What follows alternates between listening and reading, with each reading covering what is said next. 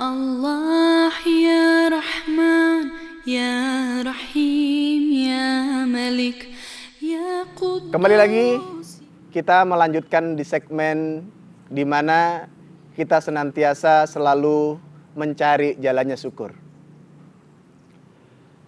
Ada makhluk Allah yang hanya diberikan oleh Allah akal, sehingga yang dia lakukan hanyalah beribadah kepada Allah, mengesahkan kepada Allah, tunduk dan patuh selalu melaksanakan perintah-perintah Allah.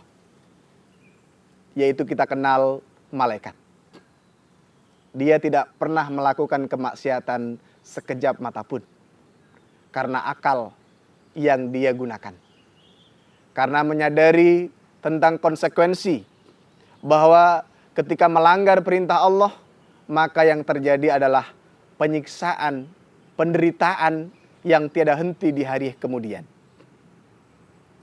Ada makhluk Allah yang dia hanya diberi syahwat oleh Allah, yang tentunya pekerjaan hari-harinya adalah bagaimana mengikuti hawa nafsunya, mencari jalan, mencari pekerjaan, bagaimana pekerjaan, perjalanan dalam kehidupannya mengikuti hawa nafsunya. Tidak memperdulikan apakah perkataannya menyakitkan orang lain. Tidak memperdulikan apakah perbuatannya itu mendolimi orang lain. Tidak memperdulikan lagi halal dan haram. Karena hanya semata-mata mengikuti hawa nafsunya. Yang kita kenal binatang. Binatang itu termasuk makhluk Allah yang hanya diberi syahwat oleh Allah.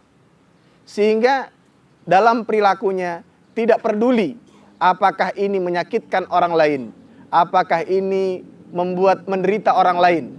Jadi membuat kebijakan, membuat keputusan selalu hawa nafsunya yang diikuti. Hanya kepentingan perutnya yang diikuti.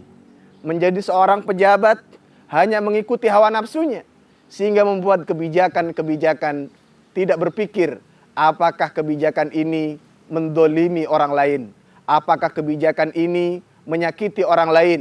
Bagaimana dengan masyarakatnya. Bagaimana dengan lingkungannya. Ini karena apa? Mengikuti hawa nafsunya saja. Nah, kita menjadi manusia tentu menjadi manusia pilihan. Dan harus disyukuri. Karena kita mempunyai syahwat dan akal. Karena itulah kebutuhan manusia. Kebutuhan manusia hidup di dunia ini memang harus mempunyai akal dan syahwat. Namun syahwat harus dikendalikan oleh akal. Karena kalau syahwat tidak dikendalikan oleh akal, maka kemaksiatan, kemungkaran, kejahatan, dan saling mendolimi antara satu dengan yang lain akan mudah terjadi di permukaan bumi ini. Maka penting bagi kita, bagaimana kita mensyukuri terhadap apa yang telah Allah berikan kepada kita. Di antaranya, kita dijadikan oleh Allah sebagai manusia. Para hadirin kaum muslimin dan muslimat yang berbahagia.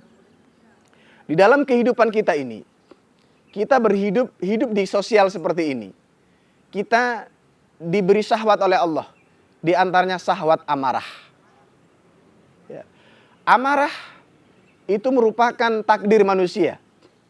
Namun karena kita sebagai manusia yang diberi akal oleh Allah, agar bagaimana kita mengontrol amarah itu agar tidak menjadi bencana, tidak menjadi permasalahan, tidak menjadi perkelahian antara satu dengan yang lain.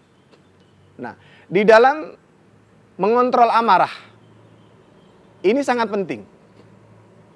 Karena ketika kita tidak bisa mengontrol amarah kita, mengikuti hawa nafsu kita, maka kita mendapatkan ancaman, akan mendapatkan murka dari Allah. Boleh marah, tapi tempatkan pada tempatnya. Boleh emosi, tapi ditempatkan pada waktunya. Jangan emosi dilampiaskan tanpa memperdulikan kepada siapa, tanpa memperdulikan lingkungan dan keadaannya. Maka penting bagi kita bagaimana kita kendalikan amarah kita. Dalam posisi pandemik seperti ini, bagaimana, apa langkah-langkah kita untuk menurunkan tensi amarah kita. Untuk segmen berikutnya akan kami bahas apa kiat-kiat untuk bisa menurunkan tensi amarah tersebut dan apa keuntungan bagi kita yang bisa menjaga amarah tersebut. Kita ikuti di segmen berikutnya. Terima kasih. Ya Allah, Ya Rahman, Ya Rahim.